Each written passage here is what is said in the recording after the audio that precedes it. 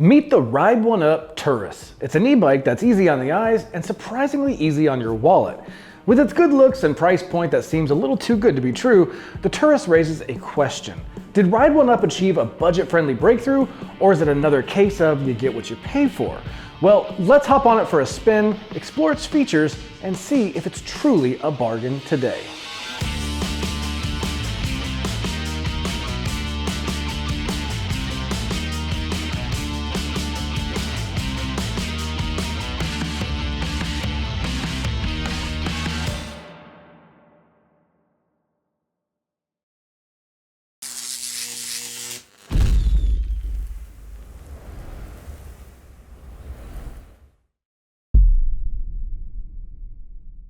Hey there friends, and welcome back to Electric Bike Report. I'm Mike, and before we get started, do us a solid and subscribe to our channel and like this video. We genuinely try to give the most comprehensive and consistent testing of e-bikes anywhere on YouTube, so a little help on your end goes a long way in keeping these reviews and e-bike tests coming. So with that out of the way, let's jump into the highlights that stood out the most to us about the Turris, then we'll do a quick overview of the full specs and dive into our testing data. Alright, so first things first, this version I have here in front of me is the XR version, which means it has a higher crossbar and fits riders from 5'6" to 6'4" with a standover height of 30 inches. But there's also an ST version, which as you can probably guess is the step-through version. It carries all the same hardware and feature specs like motor, battery, and components. The ST version also has a lower step-through height to accommodate riders from 5'1" up to 6'2" and has a 23-inch standover height. And then the handlebars on this version are about an inch higher at 44 inches. As you can see, this XR version has a riser bar and the ST version has a handlebar that actually sweeps back a bit more like a cruiser. And really, that's the only differences between these two, and the rest is pretty much apples to apples. But at the heart of whichever version you choose is Ride1Up's mission to make the best bike possible for a price that doesn't push out regular folks. And let's be honest, e-bikes can get really expensive, and I think as we go over specs and performance from testing, you'll see the Ride1Up here has done a great job. Also, check out the colors.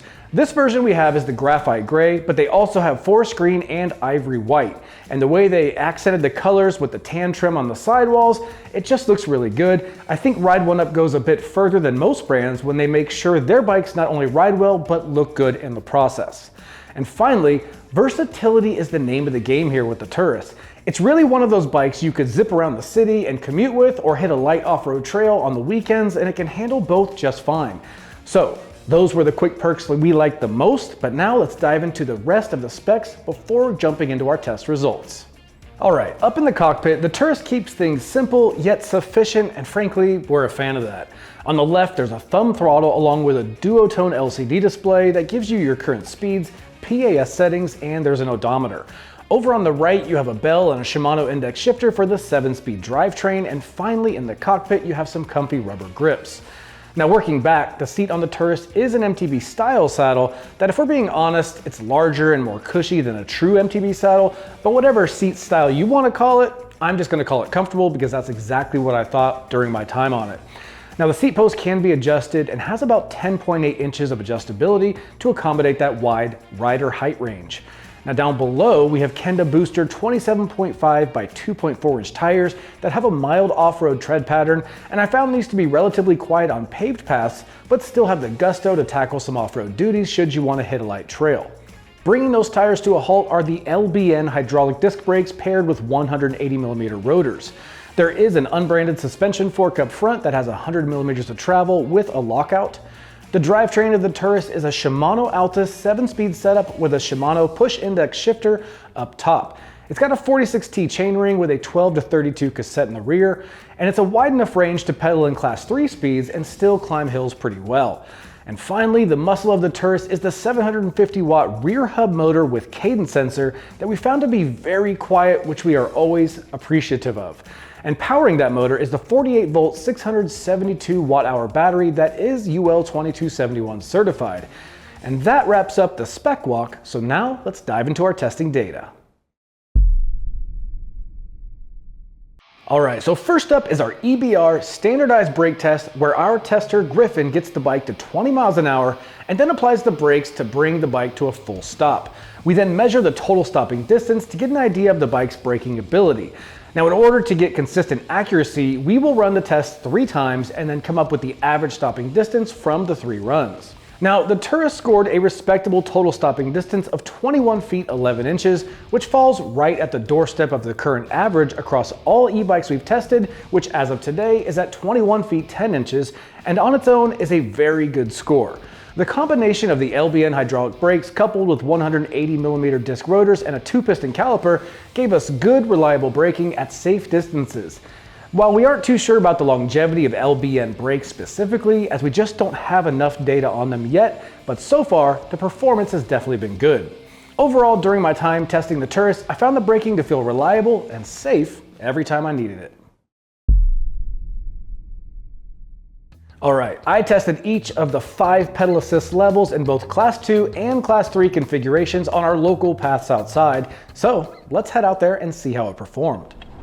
Alright guys, we are out here on the Ride1Up Turris, and let's do a speed test in Class 2 and Class 3. So starting in Class 2, I'm going 10 miles an hour with no pedal assist, and we'll see what we get along the way. So let's level 1, and I can feel just a slight bump when I hit level 1, and it looks like that's going to get us up to probably over 11. Looks like 11.6. Alright, level 2.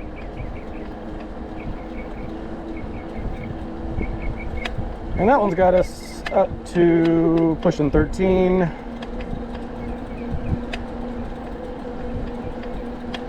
$13.7. All right, $13.9, level 3.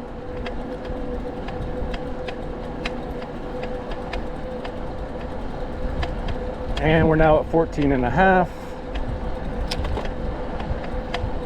Looks like we might hit 15. 14.9, 15, there we go. 15.2. Still climbing. Although that looks like the ceiling. All right, level 4.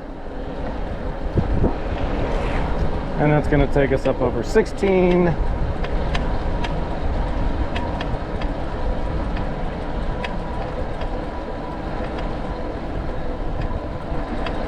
And that's got us at 17.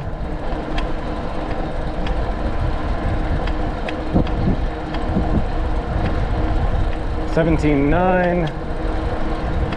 All right, 18 at peak, level 5. And that's going to take us probably up over 20, and then it'll kind of self-correct and back down, but let's see what it does. It's still climbing. 22, 23, 20, okay, 23.6. And that's where it starts to back off. So, all in all, Class 2 speeds, no problem. Even exceeds Class 2, but you do see it self-correct and kind of pull things back to 20 miles an hour. So all in all, very good. Let me reset the settings, put it back, or excuse me, let me put it into Class 3 mode, and then we will see how Class 3 speeds look. All right, we are out here on the Ride1Up Turris, this time in Class 3. So once again, all 5 levels. I'm currently going a little too fast. I was kind of cruising there. All right, no motor assistance. Nice casual pace, flat road, and I'm going about 11 miles an hour. So level 1, and I can feel that just a bit again.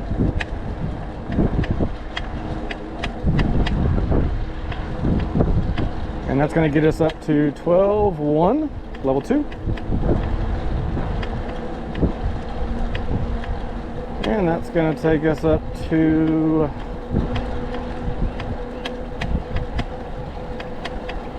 looks like 14.3, level 3.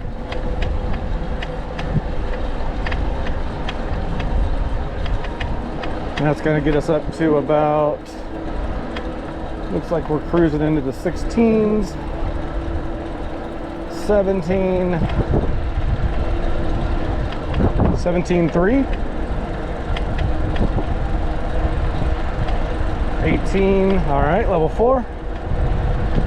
And that's already bumped us up, 19.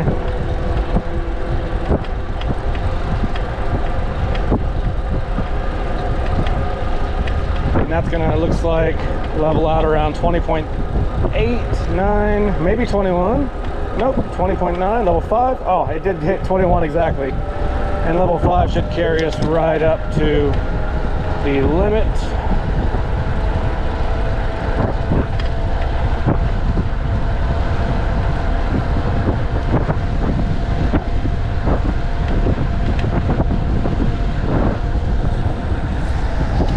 .8 I saw before that corner. I'm gonna try to beat this up real quick. 23, 25, 26, 27.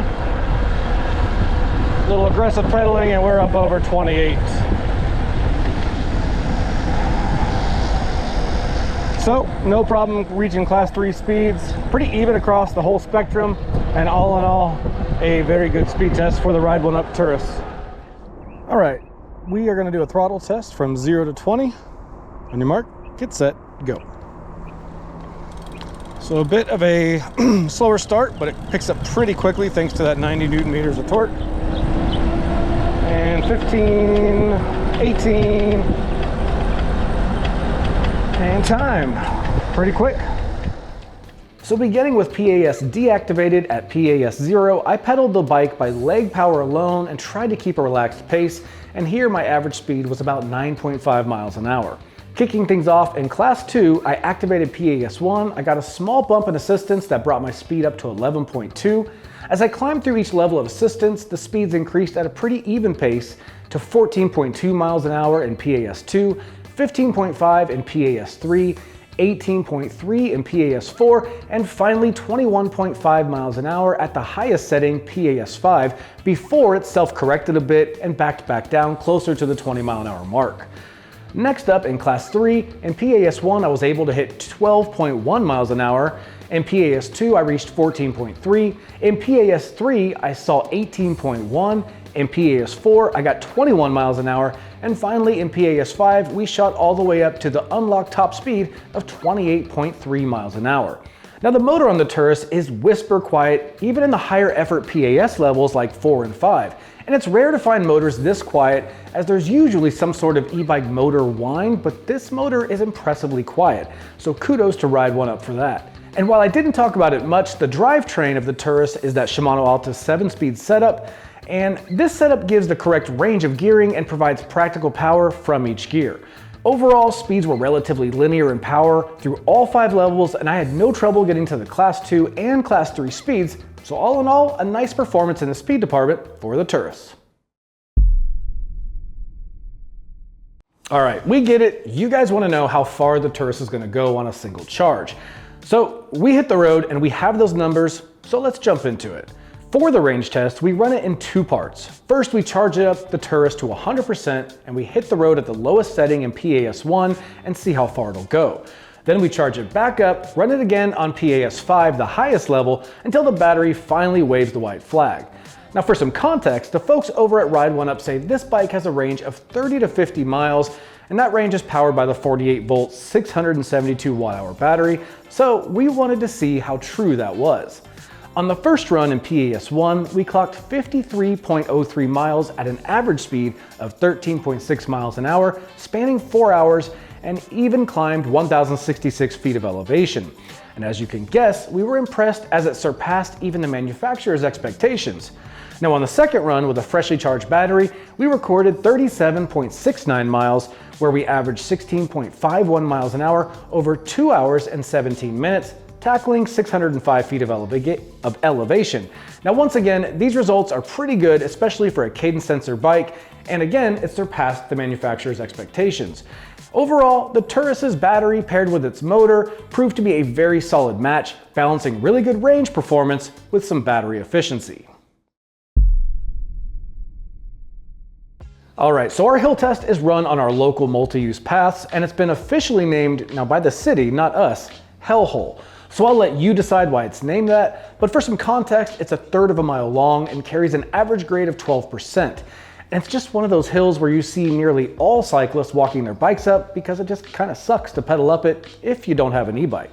Now to keep our results consistent, we use the same hill tester, Justin, for all of our hill tests. And we run this in 2 portions. The first is on throttle only, letting the motor do 100% of the work, where Justin simply steers and observes the performance. Now on the second run, Justin will activate PAS5 and he'll pedal along with the motor to see how the bike compares results between these two runs. Okay, so here we are on the new Ride1Up Turris, and always excited to test new stuff from Ride1Up. They don't always kill it on the throttle only. They're what I would call not overpowered, and I'm actually going to say that's a good thing. I always feel very comfortable recommending these bikes to anybody, probably because of that. So we're going to see if it makes it up on throttle. It's down to about 7 miles per hour, 6.9. It's feeling fairly decent at this point. 6.3, 6.0. It's down to 5.9. Let's see if it holds there. Okay, so I think the low point on the first section was 5.7. I'm hearing the hub more than the motor, which is a good thing. I always love that hub noise that a good bike makes. So the motor noise, I almost can't even tell it's there. Again, it's a little windy. I'll let you listen through this section. I don't know if you're going to hear much with this wind.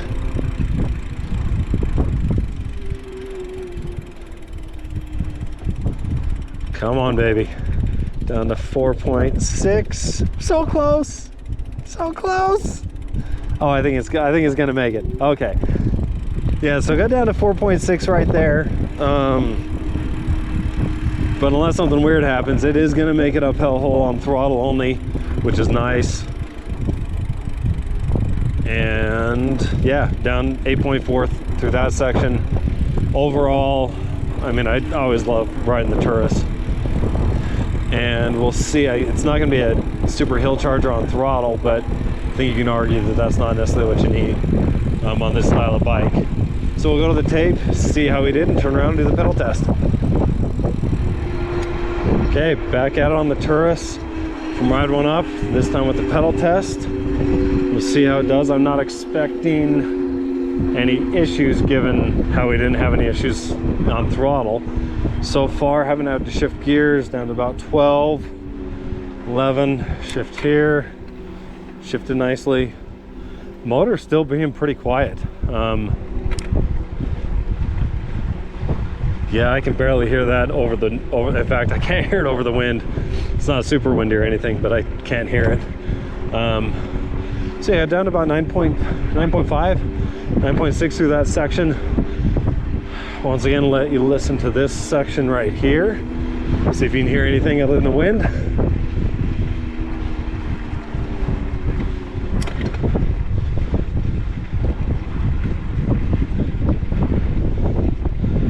Yeah, so go down to 9.3. Again, I shifted. So overall, shifted down a couple times, was all but felt really nice and easy. I'm not pedaling hard, and I'm letting the bike do most of this work, like easily most of this work. So I don't think this is gonna be a chart topper, but it's an easy ride up hellhole. So yes, you definitely can climb good hills on the Turris. And I think overall I'll be pretty happy with the results. All right, so as you saw on the first run using throttle only, the Turris made it up hellhole in just 1 minute 55 seconds with an average speed of 9.4 miles an hour. On the second run, when putting some leg muscle into the mix along with PAS5, the Turris made it up hellhole again, this time in 1 minute 27 seconds with an average speed of 12.5 miles an hour. The pedal test was a pretty average result, while the throttle test was on the slower side of average. But hey, making it up is a bigger deal to us in the big picture. It's also that it really stood out how quiet the motor was in this test. A lot of e-bikes with more affordable price tags are typically noisier on hellhole, but not the case with the Turris. Bottom line, these numbers show the 750 watt motor paired to its 90 Newton meters of torque was more than enough to climb even the toughest hills we have here in southern Utah. So if you're looking to use this bike in an area with some steep hills, you can count on the Turris to get you to the top. All right, so for our final ride, we're gonna head outside and see how the Turris rides and feels.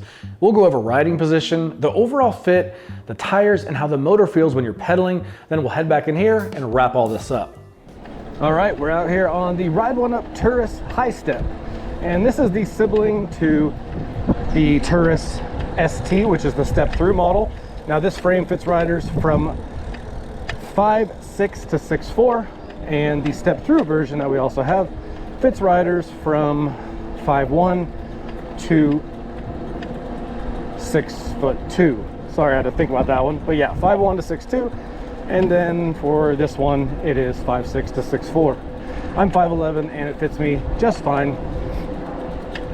The riding position on this is kind of upright. It's one of those, dare we say, SUV style bikes. You can do a little bit of everything, from light trail rides to commutes to, you know, just a little bit of everything it'll do really well in.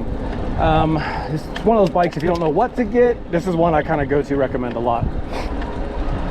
Now, the handlebar has a slight raise in it, and you can loosen the front bolts and adjust the tilt of the handlebar to what works for you, but you cannot adjust the height of this handlebar.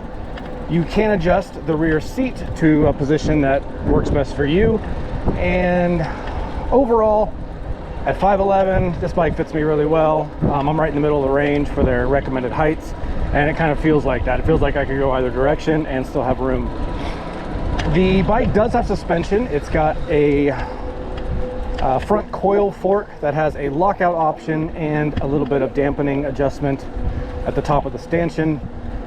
It's got 100 millimeters of travel, and it's actually pretty decent. It does a good job of eating up minor bumps on the road. Feels pretty good, doesn't make a lot of noise. Overall, been happy with it. No rear suspension, so this would be considered like a hardtail. The tires on it are Kenda Boost, I believe. Let me check. Booster, and these are sized, I don't know if you can see it, but they have a nice cool tan wall. I really like that right now. It's kind of in, and it looks really good, but they're sized 27.5 by 2.4 inches with a mild off-road mountain bike-ish tread pattern. The motor on this is a rear hub 750 watt that's got a really solid 90 newton meters of torque. And it's got a cadence sensor, and so the cadence sensors, if you've been watching these videos, you know some kind of take a while to activate, and others just take a little bit of movement from your legs and they kick right on. This would be in that group. So this bike, I'd say within a quarter turn, I'm getting juice from the motor, and that's always a nice feeling. It feels more natural than pedaling for like a full turn, and then, oh, there comes your motor. So this motor activates really quick. Cadence sensor activation is super fast, and as far as how you want your power delivered, Ride1Up gives you a lot of options. You can go into the menus and adjust how much voltage you're using. You can adjust the top speed from being limited to class 2 up to class 3. You can even change pedal assist from 0 to 5, 1 to 5, or 0 to 3, or 1 to 3, where you always have 1 on. Some people like that. Or if you want the option to have a 0 option, you can have motor off and then use levels 1 through 5. Actually, they also have a 0 to 9 and a 1 to 9, so you can really dial in the power at each level of pedal assist, and it just fits in really well. But overall, this bike feels really good. The power is actually really solid on this, thanks to, well, 750 watts and 90 newton meters. That'll do it. That'll give you really respectable power for almost any scenario you come across. This is one of those bikes, I'm going to say it once and I'll say it again, when people ask me what to get and they're not sure what to get because they just want to do a little bit of everything and not spend a ton of money, and they want the bike to look good, I don't think many brands do it a lot better than Ride1Up does in putting bang for your buck in a bike, along with the features, the looks. It's just a really solid value, and I think they always do a pretty bang up job. So kudos to them, and let's head back inside. So as you can see, it's a comfortable bike that I think lives true to its recommended rider height range, and on that step-through version was 5'1" to 6'2". On this one, it's 5'6" to 6'4". But one area that can be frustrating for us, and possibly you too, is the menu system and the LCD display. Just making basic adjustments in the menus requires some serious searching through manuals or YouTube videos to navigate properly because they don't use normal terms. It's lots of abbreviated names or symbols that don't really make sense if you've never been in that menu before, so just something to be aware of. But if you do need to navigate the menu, Ride1Up does have a good YouTube video to walk you through it. Just know that on the side of the road, you're likely not going to figure it out by guessing, and you can actually screw it up by just hitting random buttons. It is kind of hard to understate the fact that the bike's pretty packed with practical features, especially at the MSRP of $1,095.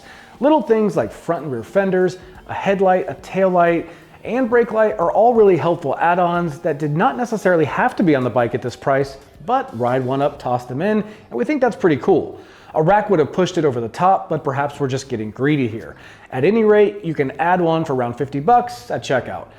Now, while the fork is there and it does help with day-to-day rides, if you really wanted to push the limits of this bike off-road, you'd probably want to upgrade things like the fork, but for typical casual riding, like commuting or cruising around town on the weekends, it's actually really nice to have. All right, so I've yapped enough in this video. Let's put a bow on this and wrap it up. Is the Turris a good e-bike? Yes, absolutely, and it becomes even more apparent at this price point. From the solid performance in our testing to the stylish looks and cool accents like color matched tan tires, it's just a lot of bike for a great price. And what's not to like about that? It's important to remember though, should you really take riding the bike and find yourself wanting to get more adventurous off-road, you'll want to think about better fork. But for most as it sits, it's a very quality, dare I say, budget bike. The Turris is just one of those bikes that we think did a nice job of walking that thin line between price and capability. Now the Turris can do a little bit of anything you want within reason. You won't be doing any Red Bull Rampage downhill events on this, but you will have a very good looking, capable, everyday e-bike that has the versatility to hit the streets or the trail, and all at a wallet friendly price point. And in today's economy, that's easier said than done. So kudos to Ride1Up. All right, friends, I just want to say thanks for sticking around and watching this video today. Hopefully this helped you decide on the Ride1Up Turris, and if it did, consider using our links down in the description when you make your purchase. It's still the same great price, but it helps us keep the lights on around here. So thanks again, subscribe, and we'll see you on the next video.